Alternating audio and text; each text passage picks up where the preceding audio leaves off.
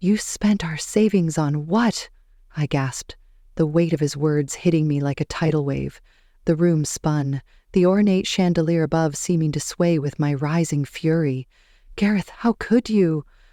My husband's face turned ashen as his eyes darted nervously between me and his parents. The dining room, with its polished china and glittering crystal, felt unbearably oppressive, as though it mocked me with its cold, fragile beauty. Now, Stacy? Ula, my mother-in-law, interjected, her sugary smile as practiced as it was insincere. I'm sure Gareth was only thinking of the family. Isn't that right, dear? Her tone was sweet, but her gaze dared me to challenge her. I gripped the edge of the table so tightly that my knuckles turned white. Rage bubbled just beneath the surface, but I held it in check. Barely. My name is Stacy, and tonight I uncovered a betrayal so deep it made my skin crawl. It's an investment, Gareth stammered, his eyes fixed on his plate as if it held the answers to my anger. Mom and Dad needed a place closer to us, and this condo was perfect. Perfect! My voice was low, a hiss that barely concealed the fire behind it. You drained our entire savings without even talking to me. How is that an investment in us? Henry, my father-in-law, cleared his throat, his discomfort evident. Now, let's not make a scene, he said, his tone calm but firm. We're all family here. Family.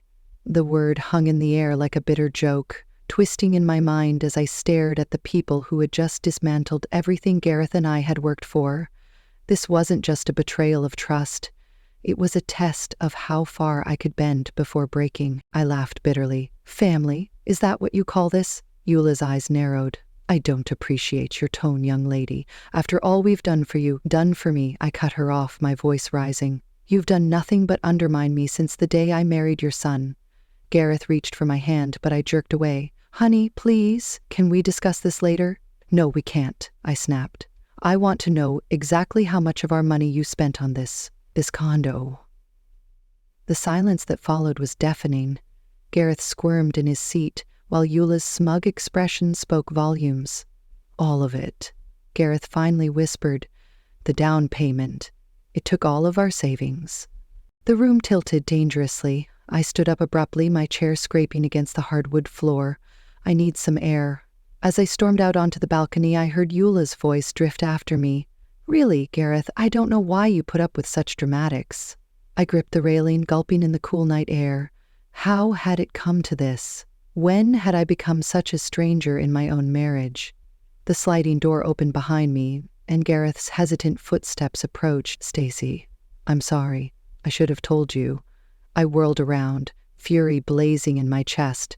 Told me? You should have discussed it with me. We're supposed to be partners, Gareth. How could you make such a huge decision without me? He ran a hand through his hair, looking lost.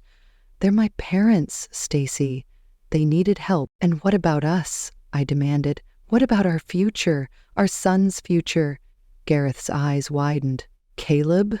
He's fine. This doesn't affect him. I laughed incredulously. Doesn't affect him? That money was for his college fund. Gareth, for our retirement, for emergencies. We can save again, he said weakly. It's not like we're poor. That's not the point, I exploded. You betrayed my trust. You put your parents before your own family. The sliding door opened again, and Eula's perfectly coiffed head poked out. Everything all right out here?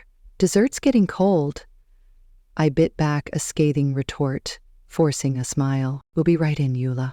As soon as she disappeared, I turned back to Gareth. This isn't over. We need to have a serious talk about our future. He nodded, relief washing over his face. Of course, we'll figure it out, I promise. But as we rejoined as parents at the table, this sickening realization hit me. This wasn't just about money. It was about loyalty, respect, and the very foundation of our marriage. Eula beamed as she served us each a slice of her famous apple pie. Now, isn't this lovely? All of us together like one big happy family. I stabbed my fork into the pie, imagining it was something else entirely. Just wonderful, I muttered. As the conversation drifted to inane topics, I found myself withdrawing, observing the dynamics around me with new eyes. Gareth, eager to please his parents. Eula, subtly controlling every aspect of the evening, Henry passively going along with whatever his wife decreed, and me, I was the outsider, the interloper in this tightly knit family unit. But as I watched Eula manipulate the conversation, steering it towards her latest social triumph, a spark of defiance ignited within me. I wouldn't be pushed aside so easily. I wouldn't let them steamroll over my life, my marriage, my future. "So, Stacy," Eula's voice cut through my thoughts, "how's little Caleb doing in school? Still struggling with reading, is he?" I gritted my teeth, recognizing the subtle jab. "Actually, he's made great progress. His teacher says he's one of the top readers in his class now." Eula's smile tightened. "Oh, well, I'm sure Gareth's genes are finally kicking in. The Whitmans have always been exceptionally bright." I felt my blood begin to boil. But before I could retort, Gareth jumped in. "Mom, did I tell you about the new project I'm working on at the firm?" As Eula's attention shifted, lavishing praise on her darling boy, I sat back and observed. The pieces were falling into place, revealing a pattern I'd been blind to for far too long. This wasn't just about money or a condo. It was about control, about keeping Gareth firmly under their influence, even at the expense of his own family. "Well," I thought, taking a sip of wine to hide my growing resolve, "two can play at that game." As the evening wore on, I smiled and nodded in all the right places, but inside my mind was racing, formulating a plan. I wouldn't let them win. I wouldn't let them destroy everything I'd worked so hard to build. This betrayal was just the beginning, but I would make damn sure it was also the end. The moving truck rumbled away, leaving me standing in the shadow of the luxury condo that had swallowed our savings. Caleb tugged at my hand, his eyes wide with excitement. "Mommy, look at the big fountain!" he exclaimed, pointing to the ornate water feature in the courtyard. I forced a smile. "It's nice, sweetie. Let's go see our new home." As we entered the lobby, Eula's shrill voice echoed off the marble floors. "There you are. We were beginning to think you'd gotten lost." She swept forward, enveloping Caleb in a suffocating hug. "Come to Grandma, my precious boy. I've got your room all set up. It's fit for a little prince." I bristled at her words. We'd agreed Caleb would share a room with us, at least initially, but before I could object, Gareth appeared, laden with boxes. "Mom, maybe we should let Stacy and Caleb settle in first," he suggested weakly. Eula waved him off. "Nonsense. Family helps family. Now, Stacy, dear, I've taken the liberty of unpacking some of your things. I hope you don't mind, but that horrid floral vase simply wouldn't do in the living room." My jaw clenched. That vase was a wedding gift from my late grandmother. "Actually, Eula, I'd prefer to unpack my own belongings." Her eyes narrowed for a split second before her saccharine smile returned.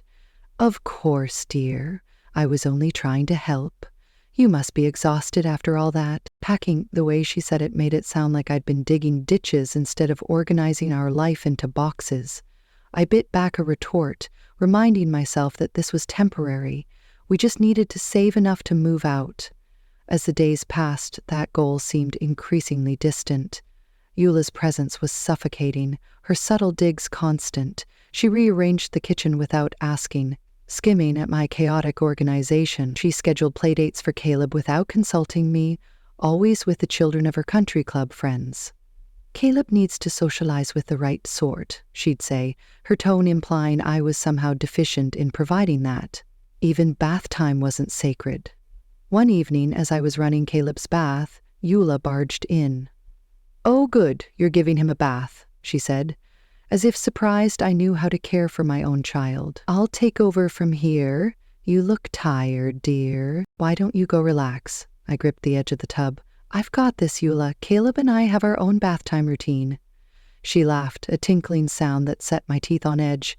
"Don't be silly. I raised Gareth, you know. I think I can handle bathing my grandson." "Mom." Gareth's voice came from the hallway. "Let Stacy handle it. Come help me with dinner." Eula's lips thinned, but she retreated.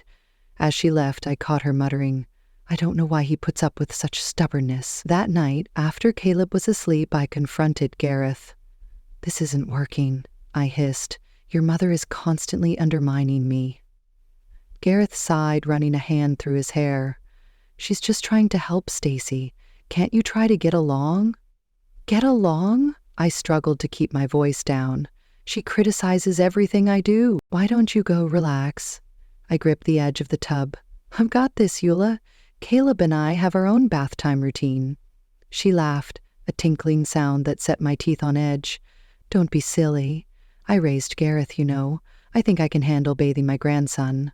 Mom, Gareth's voice came from the hallway. Let Stacy handle it. Come help me with dinner. Eula's lips thinned, but she retreated.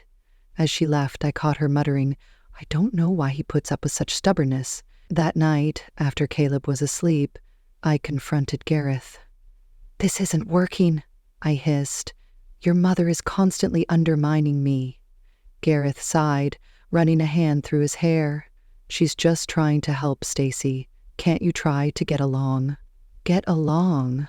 I struggled to keep my voice down. She criticizes everything I do. It was supposed to be just the three of us. We can't afford a trip to Martha's Vineyard, I said through gritted teeth. Eula waved her hand dismissively. Don't worry about that, dear. We'll cover it. After all, what's family for? In that moment, something inside me snapped. I saw with crystal clarity the web Eula had woven, trapping us in a life dictated by her whims. No, I said, my voice steady. We won't be going to Martha's Vineyard. Caleb, Gareth, and I will be sticking to our original plans. Eula's eyes flashed. Now see here, young lady. No, you see here, I cut her off. This ends now. I am Caleb's mother. Gareth is my husband. We are a family and we will make our own decisions. As Eula sputtered in indignation, I turned to leave the kitchen. At the doorway, I paused. Oh, and Eula, I'll be putting my grandmother's vase back in the living room. I think it'll look lovely there, don't you? I walked away, my heart pounding but my resolve firm. This was far from over, but for the first time since moving in, I felt a glimmer of hope. I would reclaim my family, my life, no matter what it took. The cafe bustled with a lunchtime crowd, but I barely noticed the noise. My hands trembled as I dialed Lana's number, praying she'd pick up. Stacy, Lana's voice crackled through the speaker. Is everything okay? I choked back a sob. Lana, I need help. I can't do this anymore. I'm on my way, she said without hesitation. Where are you? 20 minutes later, Lana slid into the booth across from me, her face etched with concern. I spilled everything. The condo, Eula's manipulation, Gareth's betrayal. Lana listened, her expression darkening with each revelation. Oh, Stacy, she breathed when I finished. Why didn't you tell me sooner? I shrugged helplessly. I thought I could handle it, that things would get better. Lana reached across the table, squeezing my hand. Well, that ends now. We're getting you out of there.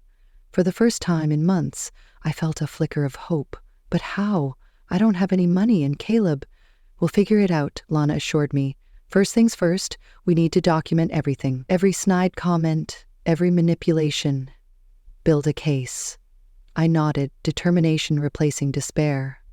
I can do that. Over the next few weeks, I became a silent observer in my own home. I started a journal, meticulously recording Eula's behavior. The way she accidentally shrank my favorite sweater in the wash.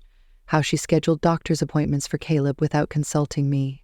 The constant barrage of criticism thinly veiled as concern. Really, Stacy, she'd say, eyeing my outfit. Don't you think you should dress more appropriately for a mother? I'd smile tightly, jotting down the exchange later. Each entry fueled my resolve. Gareth remained oblivious or perhaps willfully ignorant. When I tried to discuss Eula's behavior, he'd brush it off. You're being too sensitive, he'd say. Mom's just trying to help. I stopped trying to make him understand. Instead, I focused on Caleb, shielding him as best I could from the toxic atmosphere. One afternoon, as I was helping Caleb with his homework, Eula swooped in. Oh, let me handle this, she cooed. Caleb needs a proper education, not just coloring books. I bit back a retort, remembering Lana's advice. Document, don't engage. Later that night, I snuck into the study, using Gareth's computer to research custody laws and financial advice. As I was about to log off, a notification popped up. An email from Eula to Gareth. My finger hovered over the mouse. It was wrong to snoop, but I clicked. "Darling," the email read, "I'm concerned about Stacy's influence on Caleb. Perhaps we should consider more permanent arrangements for his care. After all, blood is thicker than water." My blood ran cold. They were plotting to take my son. The next day, I met Lana at our usual cafe. My nerves frayed. "They want to take Caleb," I whispered, showing her the email I'd forwarded to myself. Lana's eyes widened. "This is serious, Stacy. We need to act fast." She pulled out her phone, scrolling through contacts. "My cousin Evan, remember him? He owns a small business. He's always looking for help. It's not much, but it could be a start." I hesitated. "I don't know, Lana. I haven't worked in years." "And what about Caleb?" "One step at a time," she said firmly. It was wrong to snoop, but I clicked. "Darling," the email read, "I'm concerned about Stacy's influence on Caleb. Perhaps we should consider more permanent arrangements for his care. After all, blood is thicker than water." My blood ran cold. They were plotting to take my son. The next day, I met Lana at our usual cafe. My nerves frayed. "They want to take Caleb," I whispered, showing her the email I'd forwarded to myself. Lana's eyes widened. "This is serious, Stacy. We need to act fast." She pulled out her phone, scrolling through contacts. "My cousin Evan, remember him? He owns a small business. He's always looking for help. It's not much, but it could be a start." I hesitated. "I don't know, Lana. I haven't worked in years." "And what about Caleb?" "One step at a time," she said firmly. As I documented the overheard conversation, a sense of calm settled over me. For the first time since this nightmare began, I had a clear path forward. The next morning, I called Evan. "I'd love to hear more about that job opportunity," I said, my voice steady. As I hung up, I caught sight of my reflection in the mirror. The woman staring back at me looked different, stronger, more determined. I thought of Caleb, of the life I wanted for us, of the example I wanted to set for my son. No more silent suffering, no more letting Eula dictate our lives. It was time to take control. I picked up my journal, flipping through the pages of documented abuse and manipulation. Soon, very soon, I'd have enough to make my stand. And when I did, Eula, Gareth, and anyone else who tried to come between me and my son would learn just how formidable I could be. The silent rebellion had begun, and I was ready for war. The bell above the door chimed as I stepped into Evan's small bookstore, the scent of old paper and coffee wrapping around me like a comforting blanket. Lana waved from behind the counter, her smile warm and encouraging. "Stacy, you made it," she said, coming around to give me a quick hug. "Evan's in the back, let me grab him." I nodded, my stomach churning with a mixture of nervousness and hope. This meeting could be the first step towards my independence, away from Eula's suffocating control and Gareth's betrayal. Moments later, a tall man with kind eyes and an easy smile emerged from the back room. "You must be Stacy," he said, extending his hand. "I'm Evan. Lana's told me a lot about you." As we sat down to talk, I found myself relaxing. Evan listened intently as I explained my situation, his expression a mix of sympathy and determination. "Well," he said when I finished, "I could certainly use some help around here. It's not much, but it's a start. When can you begin?" The relief that washed over me was almost overwhelming. "Really? I can start whenever you need me." We worked out a schedule that would allow me to work while Caleb was at school without raising suspicion from Eula or Gareth. As I left the store, clutching my new employee handbook, I felt a spark of hope ignite in my chest. That evening, as I helped Caleb with his homework, Eula swept into the room. "Caleb, darling," she cooed, "why don't you let Grandma help you? I'm sure Mommy has other things to do."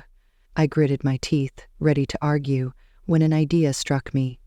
"Actually, Eula," I said sweetly, "I'd love your help. I have some errands to run tomorrow morning. Would you mind watching Caleb until it's time for school?"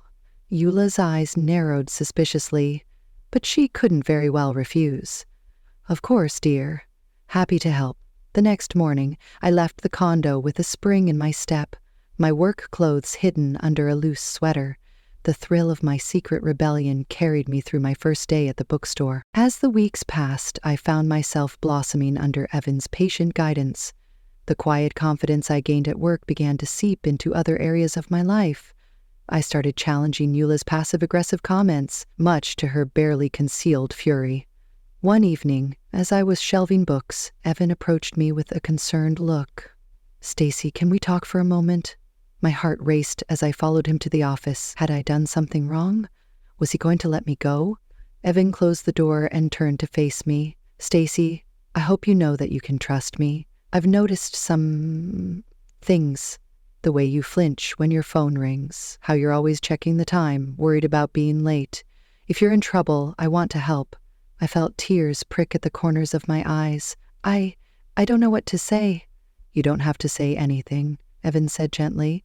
"But I want you to know that you have options. There are resources, people who can help. You and Caleb, you deserve to be safe and happy." His words broke something open inside me. Before I knew it, I was sobbing, spilling out the whole ugly truth about my life with Gareth and Eula. Evan listened without judgment, offering quiet support. When I finished, he handed me a tissue and a business card. "This is a friend of mine," he explained. "She's a lawyer who specializes in family law. I think you should talk to her." I stared at the card, hope and fear warring inside me. "I don't know if I can afford—" "Don't worry about that." Evan cut me off. "She owes me a favor. Just think about it, okay?" That night, as I lay in bed next to a snoring Gareth, I turned the lawyer's card over and over in my hands. The thought of leaving was terrifying, but the idea of staying, of subjecting Caleb to this toxic environment for years to come, was even worse. My resolve strengthened as I remembered Evan's words. I deserved to be safe and happy. More importantly, Caleb deserved a mother who is strong enough to protect him. The next morning I woke early, my decision made. I dialed the number on the card with shaking fingers. "Hello," I said when a woman answered. "My name is Stacy Whitman. I need your help." As I hung up, I caught sight of my reflection in the mirror. The woman staring back at me looked different, stronger, more determined. For the first time in years, I felt a glimmer of real hope. Eula's voice floated up from the kitchen, sharp with displeasure. "Stacy, where are you? Caleb needs his breakfast." I took a deep breath, squaring my shoulders. Let her shout, let her scheme. I had allies now and a plan. The days of cowering and fear were over. "Coming, Eula," I called back, my voice steady and clear. As I descended the stairs, I felt the weight of my secret knowledge buoying me up. Soon, very soon, I would be free. And neither Eula nor Gareth would see it coming.